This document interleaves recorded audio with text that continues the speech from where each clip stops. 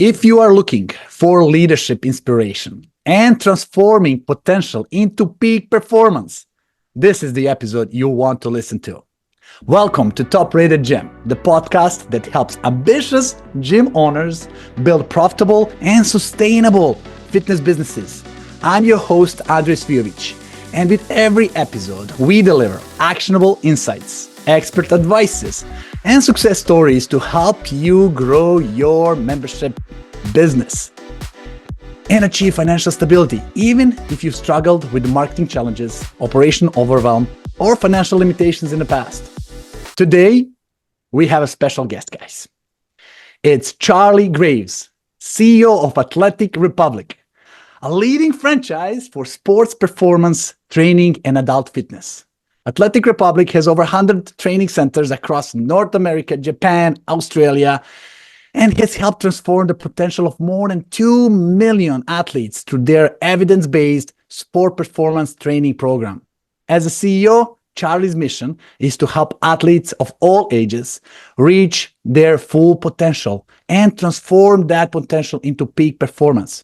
He is a truly visionary leader with a unique approach to developing both his athletes and his internal team.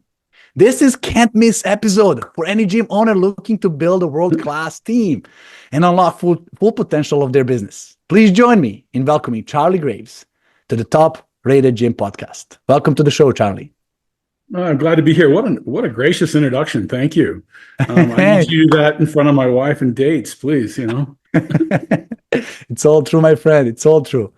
Listen, Charlie, can you share a bit more about your personal background and what inspired you to build Athletic Republic into the leading sport performance franchise it is today?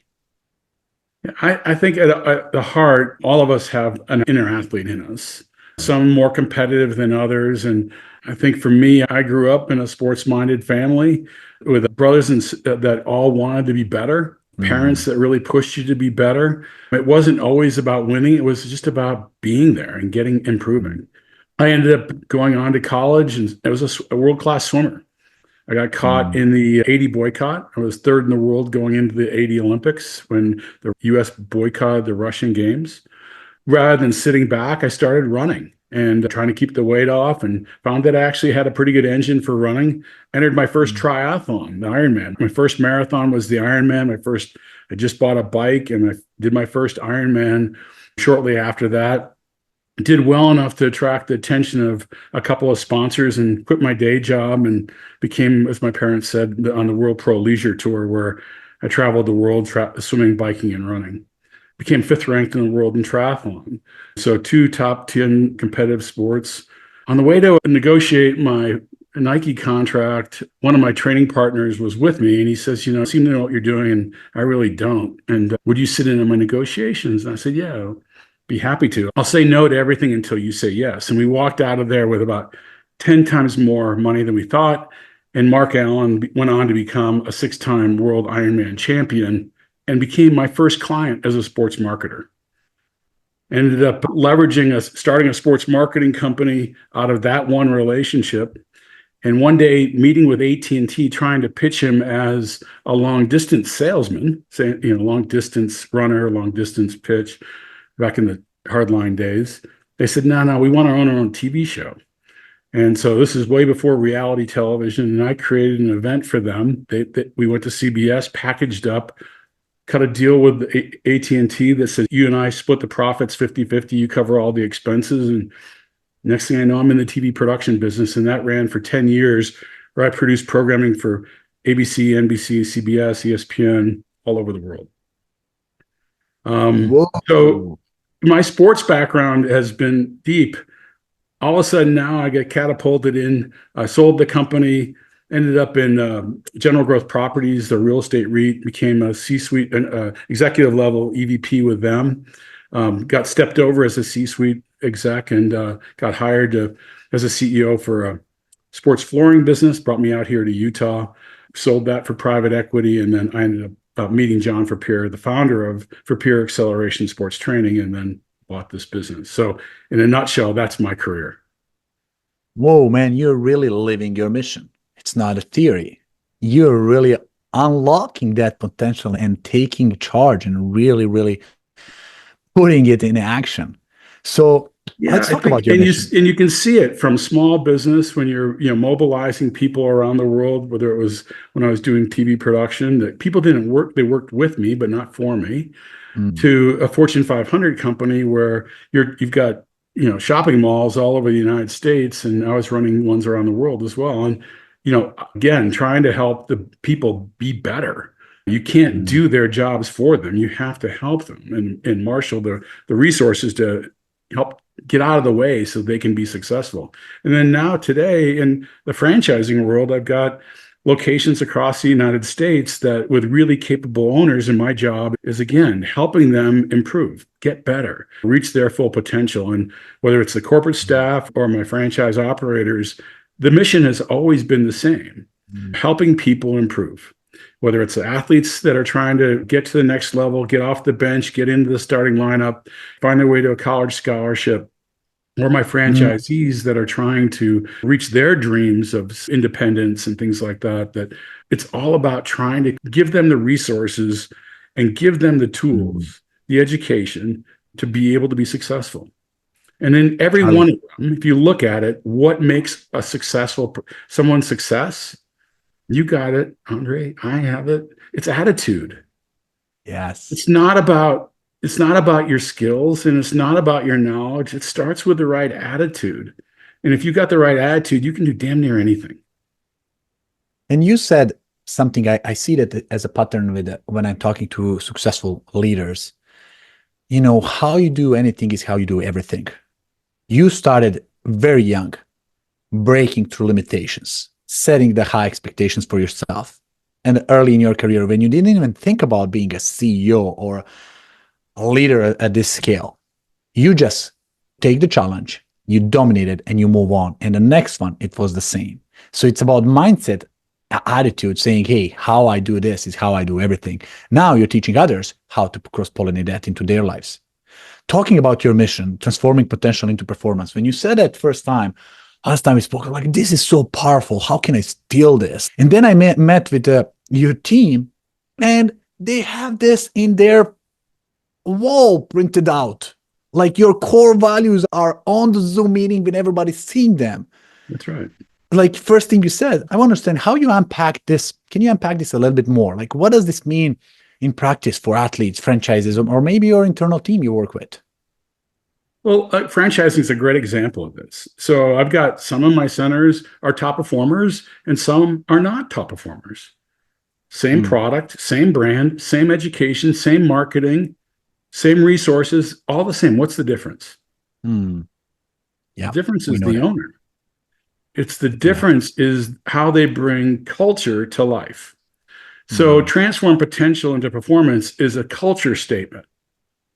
Our mm, values. We believe in the power of sport. I believe that the lessons I learned on the field of play, how to face my fears, how to overcome obstacles, how to be persistent, how to practice well, how to be a good teammate. If I look at all my values, we're always improving. Every one of the core values that we have feed into a culture statement of transforming potential into performance. Now it's up to the owners to translate that. And part of my job as a CEO is to take that squishy stuff of culture mm, and make it tangible. mm, How do you translate that mission, your commitment of service, a culture of service? Because that's really what we yeah. are, is helping others do it. It was interesting. Earlier this year, I sent out a message to all my franchisees and I said, give me 5 words that describe your business. Just 5. Mm, And I put ooh, them in a word cloud and I sent it back to everybody. And the ways number to one go. word that came up the most often was respect. Oof. Respect. Right behind it was fun, community, results. Not one of the 30 words that made the top 30 list was about money. Not one of Yeah. them was about return on capital. Not one of them was about how much I make. And it's because Mm, they got it. You have to give yeah. to receive. If you want to do good, you have to be good. Money is a byproduct in the service industry. If you do good work, you will be compensated for it. So your gift has to be in service and teaching service to your staff, and understanding what culture is to yourself is really critical. I don't think of Wow. Athletic Republic in the hospitality business, but it really much is. From the very moment you walk in the Experience. door, how are you greeted? Somebody's intimidated walking in for the first time. They're a 14-year-old girl that's coming to work out, and there's all this fancy stuff and light, things going on. And hey, Jenny, how you doing? Glad to have you here. Yeah. Demystifying some of this, making it theirs. We're a sanctuary for these athletes. They're being judged by everybody, their parents, their teachers, their coaches. With high We're not judging them. expectations. We're helping them. We want them to achieve their goals. And so that culture of trying to understand what's right for them and helping them is really important. So it permeates through. That's just one instance of it, but we teach culture and how you bring it out. And it's our centers that do a good job of that, owning what that culture is. And it's different, a little bit different in every one of our locations, because it's a reflection of the owner and their own mission. And you just answered one of my questions that I had for you. And I don't know if audience got this. You tested your culture by sending a survey. You are teaching somebody, and without telling them why, you says, okay, what does this mean for you? Give me a word that represents what we are all about. And respect came back.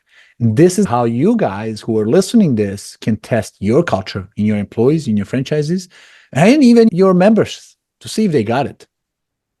Very simple. One email gives you a resonance about how do they got it.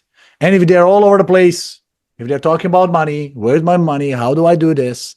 Don't get me wrong. We're a for-profit business. Of course it is. It's a leading effort. It's one of our key KPIs. It's why we're all here, but it's not what we lead with. Correct. It's a byproduct of success. You have friends that chase the dollar, and they're never happy. They're just chasing money. In our business, you want to feed your soul as much as line your pockets. Yes. And I found this as a trend.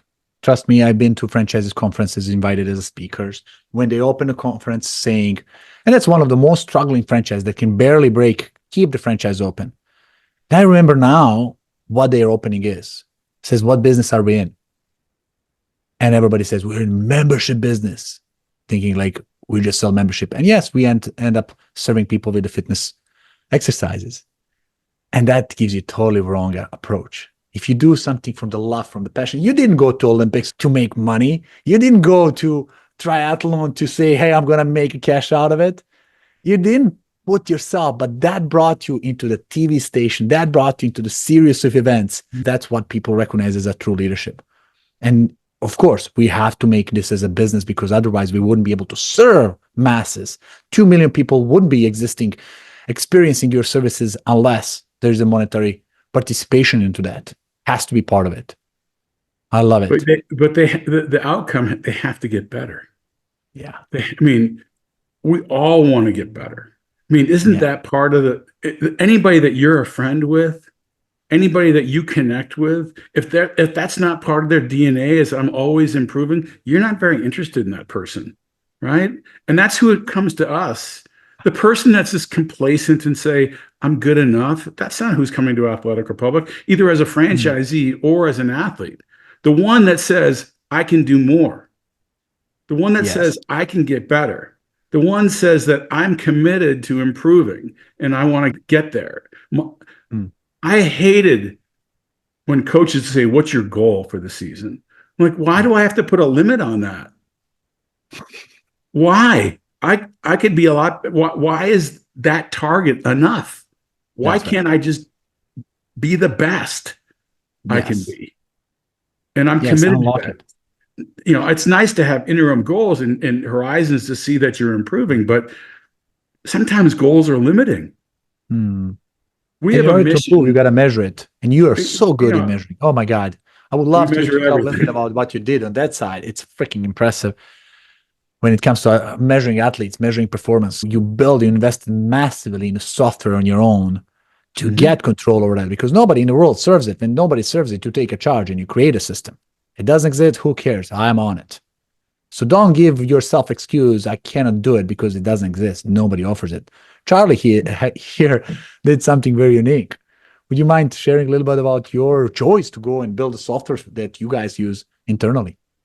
Yeah, I think, you live in this space. I mean, you've done the same thing. You've built something that nobody else had, and trying to help enable companies to be better, gather better intelligence so they can make better business decisions and help their customers be more enabled. We had to do the same thing. If we're an evidence-based business, and we are, science drives the backbone of physiology. Our training program is all built on the fundamentals of physiology, and it's been validated. Our training programs are rated out at HQ. We're in our 7th revision, all based on the data. Our trainers don't make up the workouts, they just make the modifications to it so that we have a progression, a periodized process that they can follow. But I wanted to know, it started with, is this program working? And so in our own sense, we wanted to track athlete development as we went through those evaluations. Do we have to make modifications to our own training programs to see the kind of performance gains we have? Well, that made sense. We did that in isolation in pilot. And the athletes that did it were like, wow, I got results. And I really liked seeing it. Well, what started as an internal project to make sure that our product worked became a consumer product because the athletes wanted to see their own development. Now, in a lot of sports, there's a finish line, whether it's a swimming or a track and field, and you can see your times getting better. But what about soccer? You're a defenseman. What about hockey? What about offensive lineman? Are you getting better? Those measures are a little bit more difficult sometimes. And so what we track is athleticism, speed, power, strength, agility, and stamina. The elements that it takes to be a really capable athlete. I'm not measuring your 40-yard dash time for like a football player or a 60-yard dash for like a baseball player. I'm looking at your top-end speed. I'm looking at your first-step quickness, your ability to accelerate. I'm looking at your explosive power, multi-directional movement. I'm looking at all the different elements that make up you as an athlete.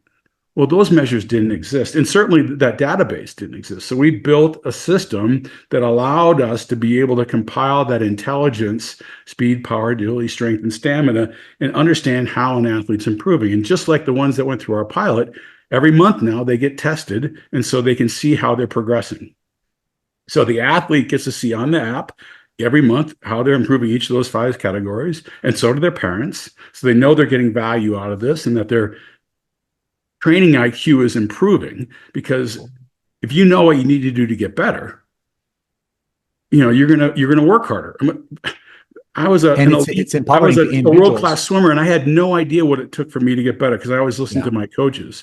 It wasn't until I was a triathlete that I actually had to do this on my own to figure out what I had to do to improve.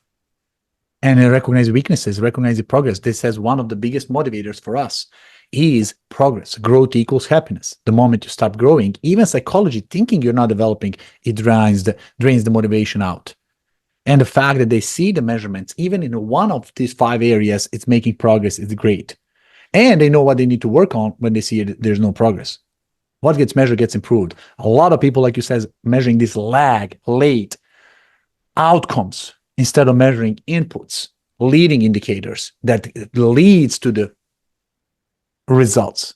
Yeah, we're seeing your strengths as well as those areas for development, and because we do it monthly, we can fine tune their training to compensate that. Look, we're not the coach, but the coach is going to say, "You give me a better athlete, and I'll make them a better player." So we're helping athletes become better athletes, so that when they show up to practice, the coach can make them a better player. Wow. So we're doing this. I knew about you guys when my son was training for basketball. Because I met John Verpeer, our founder, and it was like, why didn't I have this when I was an athlete? And it would have made a major difference. Maybe would have changed the trajectory of my career, but it works. And we prove it works every day because of the way we evaluate the programming. And we prove it works for every athlete because they're always getting it assessed. And we're showing them how they're making their progress and what we need to work on. And guys, so you know where this is coming from? One value. We are always improving. If you consistently, never ending, have that as a mantra, mindset, background. You walk into the office saying, hey, we are always improving. I ask my team always question. We have the same thing, just said a little bit differently. It says, can you double your performance in a year? And everybody's like, double? Like, come on, right? It's like, okay, it's a hard question. Can you make your improvement 1% today? Can you do something 1% better than yesterday? Can you make it more efficient, more better experience, better results? One tiny little percent. And everybody said, yeah, I can do that, right? It says, can you repeat that percent tomorrow? Is there a way? Can you drop ideas about something improving, systematizing, optimizing, generating, reducing, making it better? One tiny percent, 2 days in a row. He was like, yeah, I can do it every day. It's like, good. Do it 365 days. You're 37 times better by the end of the year. It compounds. It builds on top of itself. Constant, never-ending improving. It's Japanese psychology of never-ending improvement. That's Toyota. Yeah, The most effective manufacturing in the world still keeps improving. Has to come up as everybody, not just a leadership job. Everybody's job is. Look at you. You and I were talking about AI, prior to this call, and it's like, I mean, if you're asleep at the wheel right now, the volume and velocity of change that's happening in access and resources that are coming at you, you've got better opportunities to make change and improvement with tools and resources and technology and productivity that are coming at us than ever before. The volume and velocity that's moving is faster than ever. And so you have to be a nimble company that be able to respond and react to the right things that fit to your core values. Yeah. And if you don't, you're not saying next year, you're way behind. There's no such a thing as flat. Either you're growing or you're dying. Flat doesn't exist. So if competitors are growing and you're just doing same thing as last year, you're behind. You're falling behind. Referrizer is giving your gym a special 90-day free trial of the Reputation Max package. Oh my God. With this, you can get 3 to 10 times more reviews, automate everything, and even use AI to help reply to reviews, all while keeping your gym safe from bad one-star reviews. This offer is only for a short time, and it's available for the first 10 listeners of each episode. Go to topratedgym.com/3 free months to grab this deal. Wow, Charlie, you described yourself as a chief talent officer, not as a chief executive officer. I love that. What does that look like on a day-to-day basis?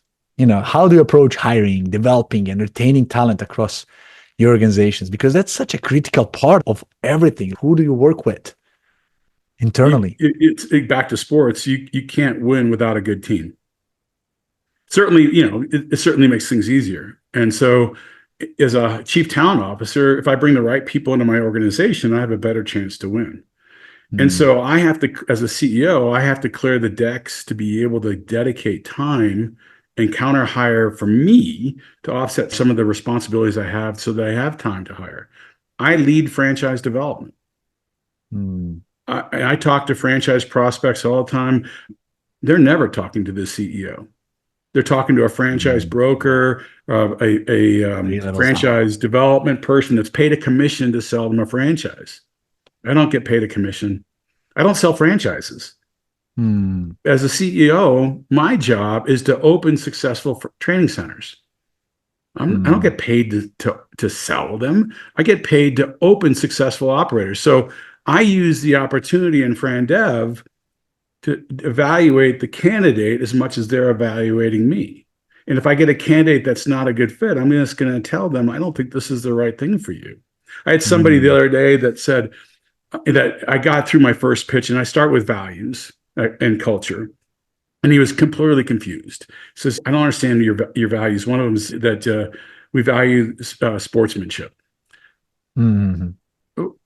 What do you mean? You don't think playing by the rules is important? You don't think having integrity and being inclusive is important? We're dealing with a family's most valuable possession, their children. You don't think honesty and integrity matter?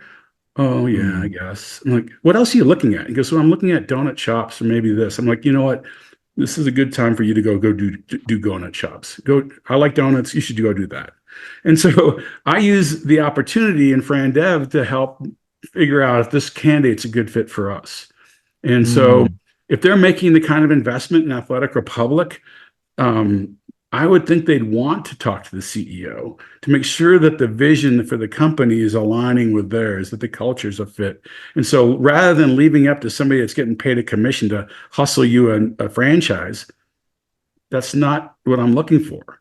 I'm looking for the right candidate that's going to open successfully, take their life savings or their retirement fund and put it to work in a way that's going to be rewarding for them. And like I said before, feed their soul, but also line their pockets. Mm. Wow. So I want to speak now because audience here are people in the fitness world, everything from employees to athletes to franchise owners to C-level executives. And a lot of people are looking for the opportunities as well. Says, hey, this is interesting. Some of them maybe never heard about certain brands. And I see these brands as unique because my mind, if I'm looking for a place to grow as a coach, as a mentor, as a leader, where I want to impact people, change lives, right? Athletic Public is the best place for me to discover. I mean, I'm doing a presentation, but would you agree about that? You're looking like what would be the best person you like to work with? Attitude. I hire on the Mm, ask principle that my old boss taught me years and years ago. A, attitude. S, skills. K, knowledge. Though in that order, attitude first, and then the skills, and then the knowledge about the business. And so, folks that are in the fitness industry, if you own your own gym, you're working 15, 18 hours a day. There's no end in sight. We're a business that will take you off the floor and put you into a franchise system that's going to allow you to reclaim your life and be successful, make money, and still do what you love, and teach you how yeah. to scale your services so that you can support your family and the lifestyle that you want. I love Mm, the independent gym owner that knows the business, yeah. but needs help with systems. They can't invest in the things that you and I have been talking about with Referrizer. They can't invest in all the other tools and resources that we have. They can't stay ahead of the curve on the next AI thing because they don't have the time for it. They don't have time to build their marketing or even this week's social post. Let us do that for Yeah. you. Let's Correct. concentrate on the most important thing that you can do as an owner, and that's build Mm. relationships with your membership. Wow. Wow. Wow. Wow. I really wish more people are like this in brands. When we started evaluating our own team, Charlie, we did on 4 elements. It was ability, attitude, performance, and commitment. However, attitude was marked as a double points. So it really impacted Always. everybody's earning, evaluation, next year compensation, all of that. Why? Because we have no jerk policy. Sorry, my French, but we put it even in the job ad. I was like, when somebody have nasty conversation, and we have also policy, if you like it, tell everybody. If you don't like it, tell me so I can fix it. Don't gossip around and brag about it. And quite frankly, sometimes I made mistake. People are really good at it towards me. I don't know how you deal with that, but they come really, really good towards me. And then they go in the team and they start behaving really badly. And as much as I wanted to keep that person on board, my team dropped them out. It's almost like rejected, like a bad transplant. Yeah. It's like totally got out. Nobody wants to meet with them. Nobody wants to deal with them because they are protecting the culture that we created. And I'm so glad that you guys are on the same page because, hey, there's so Yeah. many. One bad team member derails a lot of good effort. And so when Mm, you have a high functioning team, you really need to prize that and protect it. yeah, And it's not just your internal team, your core everyday workers, but for me, it's also my franchise network. yeah. I get one bad apple out there that's polluting the network. That's a real problem that isn't rowing the same direction that we are. Those things really hurt and Yeah. draw time away from what we're all trying to do. So, Mm, bringing the right people into your organization is critical. And there's a place for everybody. There is. mm, It's just not always here or yeah. maybe with you. And that's fine. I Mm, understand that. And I think they do too. And if it's a fit for us, it's going to be a fit for them. If it's not a fit for us, then it's probably not a fit for them. yeah. Well, And a that simple test I always say to when is, I go through new franchise prospects, I said, I never worried about my kids growing up because if they brought home good friends, I figured they were doing good things. Well, I think you're judged by the company you Mm. keep. When you go through Oh, franchise validation, if you like the people I introduce you to, chances are you're a pretty good fit. If you don't like the people I introduce you to, then you're probably not a very good fit. It's as simple as that. yeah. But immerse And them into environment so they can feel it, test it, and get it. and then I get the feedback as well from my franchisees. Oh, I didn't like them, or I did, and here's why. And so, or here's my hesitations. And so they're trying to impress you. I get somebody else cross validating. Eventually, Yes. the truth comes out and we'll get to the bottom of it. And you just got to be really intentional on listening to other people and not have your mindset so rigid. Oh, I really like this person. They're perfect. Well, you know what? Somebody's telling you something different. You got to pay attention. And we both learned the hard way that,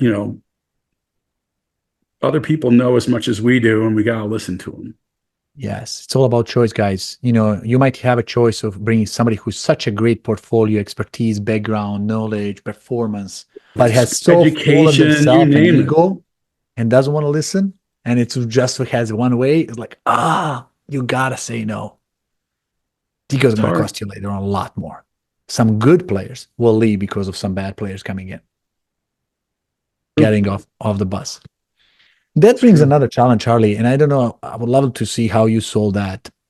Is trying to install this high performance culture across the franchise network. And how do you bring the culture when you find resistance? You said there's somebody who is really high performance, somebody who's not. Have you discovered a way that really best way to infuse? Let's say you bring AI now to the company. What's your way to empower everybody to want it as a I part of think their daily routine? I think I give it to one example, COVID. We leaned into our values. Mm, Um, we didn't take sides. We leaned into who we are, and we tried to make sure that we're providing the support and service based on the value systems that we have. mm, AI, any new product, new program. I've got small business owners that are incredibly lean. They're busy. mhm, They don't want to put money to work and things that aren't going to have results. And so everything that we bring to them has to have a return. If there's a mm, cost attached to it, it has to have a return. And I have to have proved it. I have to have best practices for it. I have to have validated it. So we have a laboratory here in our home offices, but we also use our advisory council as well to help us test out new things before we bring them to our network. You have to.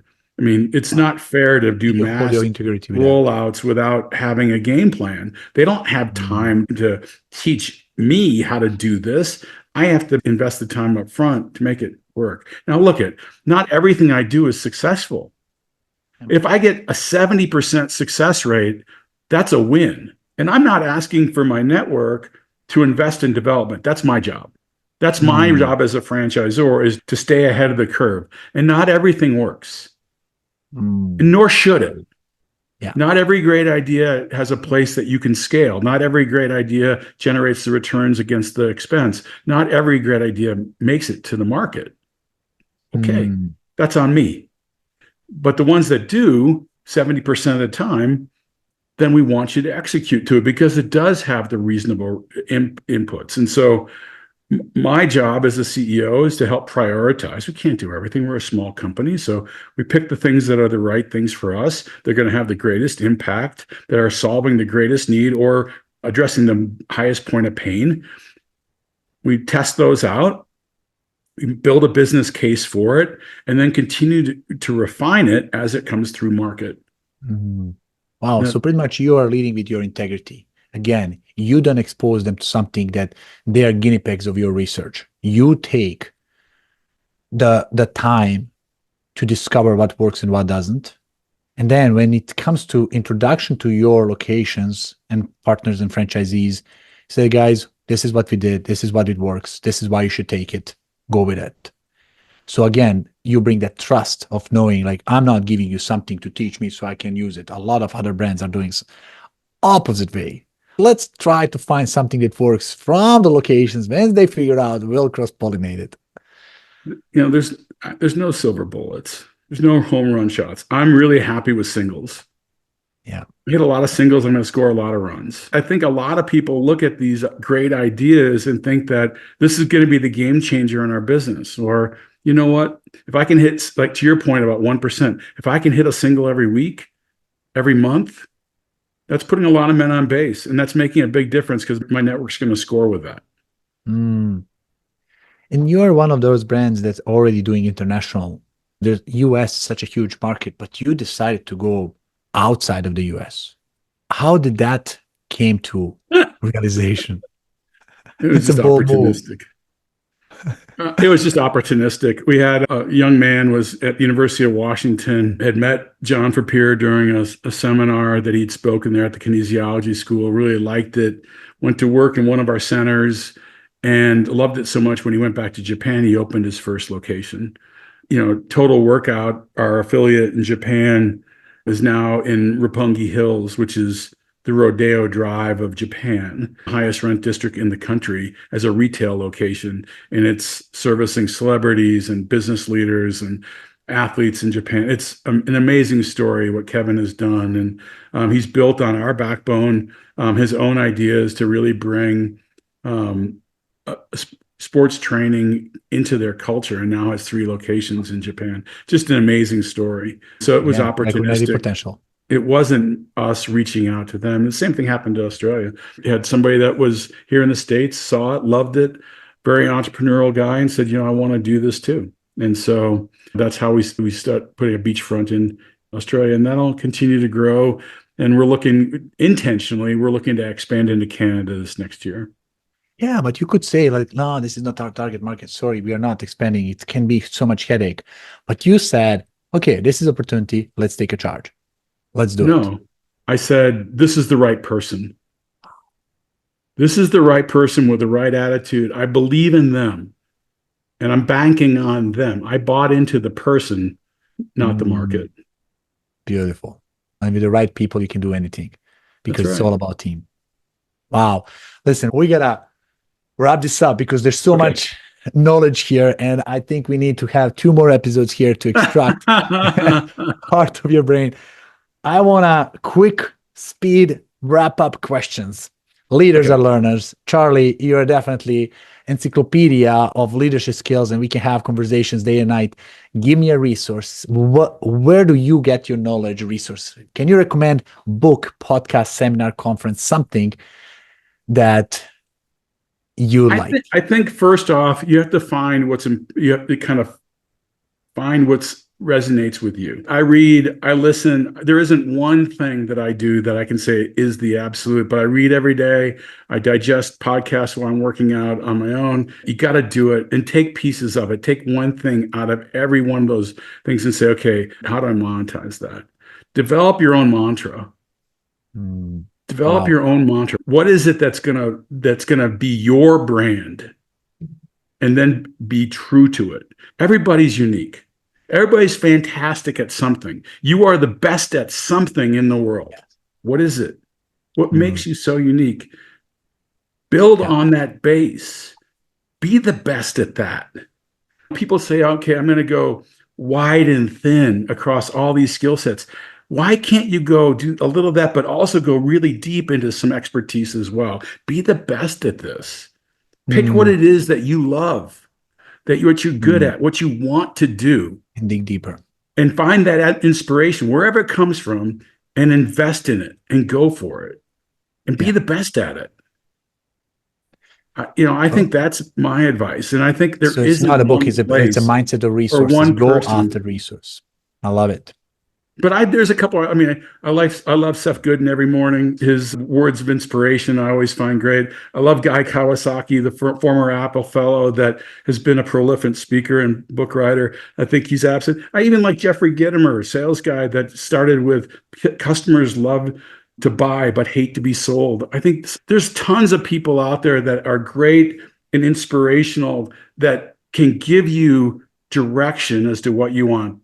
And I think it's just a matter of finding the right spot for yourself and taking it. Got it. Thank you for mentioning Guy Kawasaki.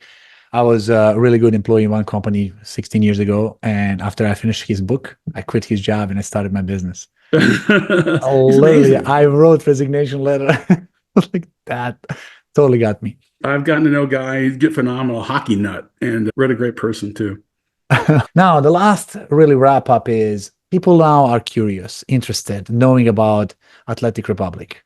How do people reach about your brand, reach out to you? Is there a way we can direct them, put a showcase notes like website, LinkedIn profile, something that will be beneficial for them to learn more about working Well, directly, either as a member or employee or a franchisee? well, if they got this far in the podcast, well done. Thank you for sticking with us. I appreciate that. You can start by going to www.athleticrepublic.com. If you're interested in learning about franchise opportunities, there'll be a link there that'll get back to us, and we'll start feeding you information about what you can do.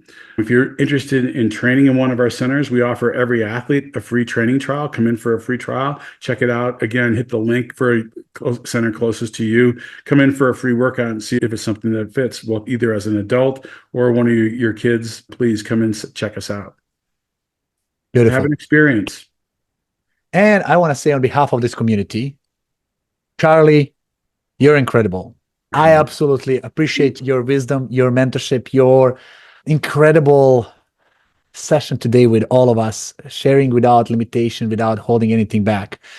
And on behalf of everybody, thank you for participating in Top Rated Gym podcast. It's a pleasure to have you. Well, it's my pleasure, and I'm looking forward to meeting any of our viewers down the road. So thank you for your time too. And guys, if you have any questions for Charlie, put it in the questions and send a comments. And if you know somebody who will say, oh my God, this is for my friend, my partner, my employer, whatever, just click share. Send them this episode. They will thank you for this. Thank you guys for listening, following up, and I'll see you on the next episode. Bye, everybody. If you are a gym owner looking to become top-rated gym in your area, visit topratedgym.com and grab our free 30-day reputation boost. That's topratedgym.com. I'll add it to the show notes for you. Don't forget to share this with your friends. Stay strong, stay motivated, and keep pushing your gym to the top. Until next time, this is Andre signing off.